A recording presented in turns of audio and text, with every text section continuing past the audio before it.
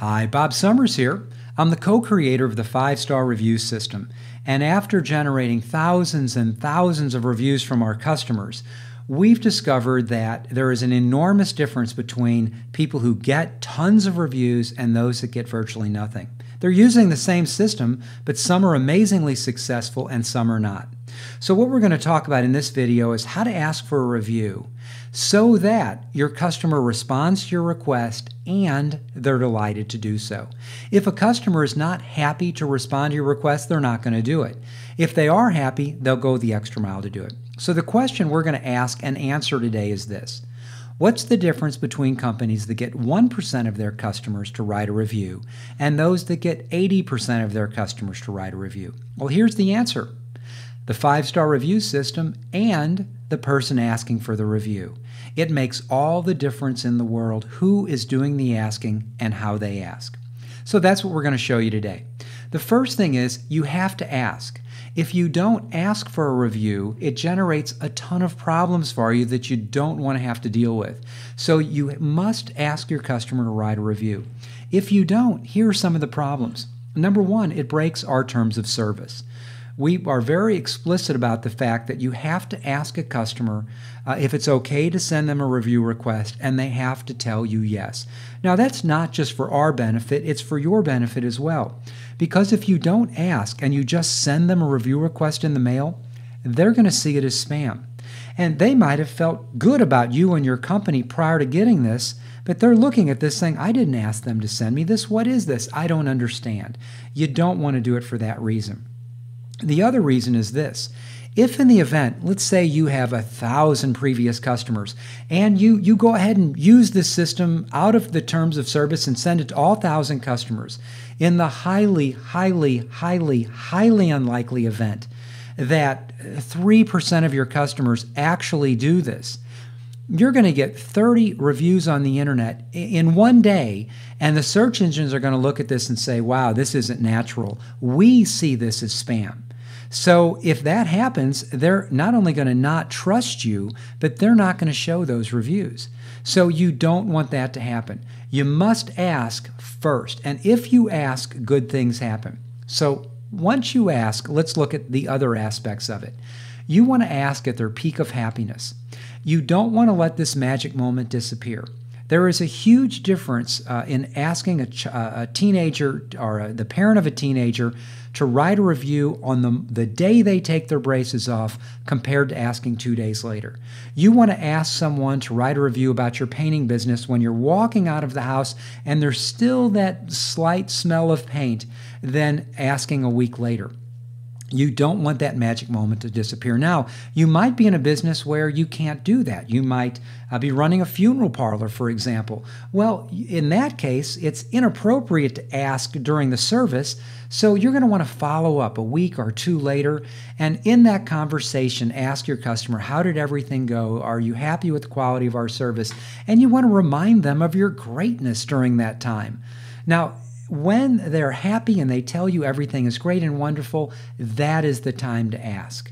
So for those of you that the magic moment is gone because you cannot do it, go back, reinforce how great everything was, make sure they're happy, and ask at that moment. And then send your request immediately. Don't have that conversation and send it a day later. You must send it immediately, because our studies show that even if you wait 1 day, it will dramatically decrease the number of reviews you get. So ask at the peak of their happiness. The next thing is, let them know that what you're asking is a favor. People like doing favors for people they like. If they don't think it's a favor, it's just a request, they're nowhere near as likely to do it. There's something known as the Ben Franklin effect. This is really neat. When you ask someone to do you a favor and they do you a favor, they are more likely to do additional favors down the line. So if you ask them to write a review and they say yes, they're more likely to go back and actually write it. And once they write it, they are more likely to go back and send your coupon and flyer out to all of their friends and generate referrals for you. So make sure that they understand that this is a favor to you. And here's an interesting little effect. The bigger the value they see in the favor to you, the higher their compliance is. Now, again, this is all based on this favor not taking them 5 days to do. I'll give you an example. If I were to say, honey, when you get home, will you do me a favor? Will you please take my tennis shoes out of the washing machine? Well, my daughter may or may not remember to do that. But if I say, honey, when you get home, will you do me a favor? Would you make sure I turn the stove off? I think I left it on. There could be a lot of gas in the house. And also make sure that your little brother is okay. Well, she is much more likely to do me that favor because there's a much bigger value in it for me, for goodness sakes. So make sure your customer understands that they are doing you a favor. The next thing is let them know how you benefit. I mean, what kind of favor? What does that mean to you? How do you benefit from that favor? Well, first of all, it makes our business more visible on the internet. That's one of the absolute things that happen when you write a review. It gives others an opportunity to learn about us. That's a benefit to me and those people. And it helps people see our business through the eyes of our customers. Now, in all of these cases, I benefit, our potential prospects benefit. It makes it very clear to the people I'm asking to write a review how I benefit from this. And even if I'm not explicit about the fact, it puts money in our pocket. It sends potential customers to us. They get that. But they need to understand how you benefit. And the more they see that connection, the more likely they are to write a review for you. Then you need to let them know what they can expect when they write a review. So here's what I know. I know it's easy and it only takes a few minutes. I know that because I've used the system and I've written reviews before. Now, the only way you're going to know that is if you use the system and you can send practice reviews to yourself.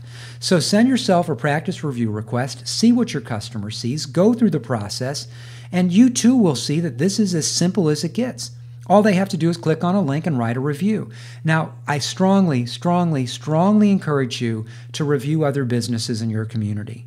I mean, I wouldn't necessarily review somebody I was upset with, but think about the other businesses in your community that you'd like to give a 5-star review to. Go on the internet, go to Google, Yahoo, Bing, Merchant Circle, Yelp, wherever you're sending your customers, and write a review for those other businesses. If there is an aspect of writing a review that's difficult, by the mere fact you've gone through this yourself, you're going to be very qualified to walk them through that process. So you need to let them know what to expect. And you have to wait for their response. I can tell you this. You're going to be delighted, particularly if they say yes. Oh, I'll be happy to write a review. I cannot tell you how many of our customers who had a high level of trepidation before using the system found the moment they asked their first customer, who was, of course, happy with their service, if they would write a review, they were just delighted with the response. One of our customers said her customer came up and hugged her and said, of course I'd want to write a review for you. This is awesome. You're going to find the same thing. If you do a great job, when you ask your customers to write a review, they are going to be delighted to do so. Now, if they say no, well, there's no reason to push them. That's fine. You have hundreds, thousands, millions of other customers in the future. I might say, is everything okay? Were you happy with the service? This may be the reason they don't want to write a review. Normally, it's not. Normally, you'll hear, oh, no, everything is great. I just don't like writing reviews. I'm uncomfortable putting my name on something on the internet. That's fine. Thank them and move on. So wait for their response. If it is a yes response, then here's what we're going to do. We're going to get their email address. Let them know you will never, ever, ever, ever, ever share it with anyone. That is really important. People don't want to give their email addresses out if they think it's going to be shared or abused, and don't abuse it. Next, you want to get their primary email address. 88% of the American adult population has multiple email addresses. If you do not get their primary email address and they give you a second or third one, which they never go to that email, you might send a request. The system is working perfectly. It's sending emails to that email address, but your customer is never going to see it because they didn't give you their primary email address. So ask for that. And then confirm it for accuracy. Repeat it back to them, have them look at it, but make sure you get the right email address. Finally, this is what separates the people that get 60% compliance from their customers to 80%. And let me show you what they do. They thank them for offering to write a review the moment they say they will do that. They tell them how much it means to them by the fact they've offered to write a review, and then they tell them they're looking forward to reading their comments. So what we're doing is we're setting a level of expectation here that I'm looking forward to reading what you write. Now, the most important thing I can do now is show you in the form of a script. And let's just take a look at a simple script of how a conversation might go and the major components in what you're going to say. I'd like to ask you a favor, Dave.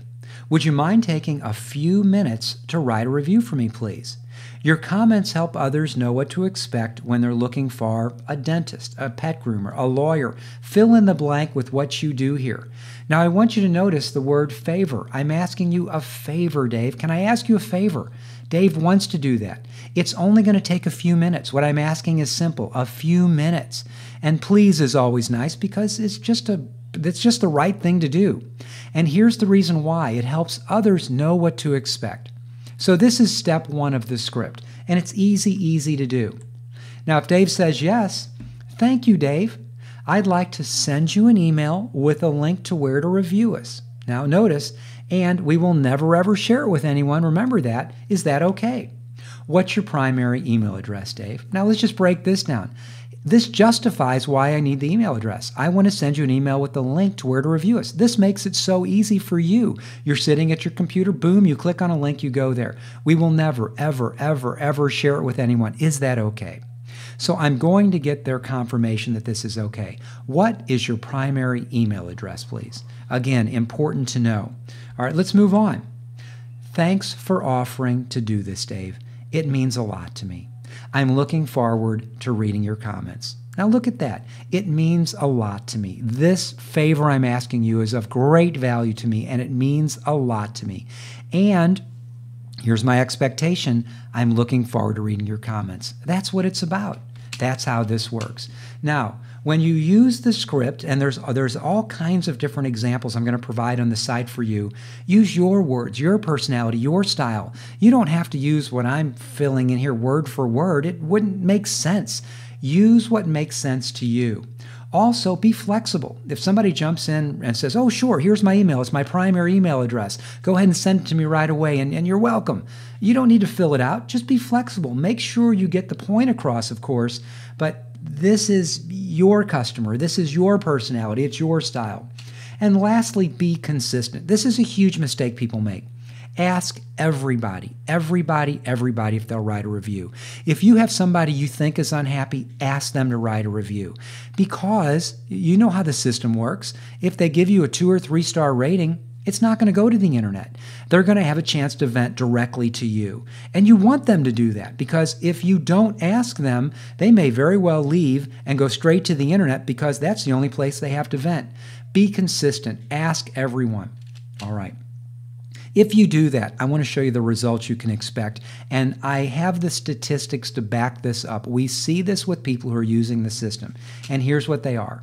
If you do nothing, if you don't ask, either nobody is going to write a review for you or, and this is more typical, the people that are upset with the quality of service they got from you, they're the only people that are going to write a review. Now, you can expect way less than 1% if you don't ask, and most of those are going to be bad. If you ask, if you just ask a customer to write a review, you might find 2 to 3%, maybe not that many writing a review. And for those of you that have asked without using the system, you know that people, it's too hard for them to do it. But you're certainly going to kick it up a notch than if you don't ask. If you ask them at the peak of their happiness, you might get as many as 5% of your customers actually responding.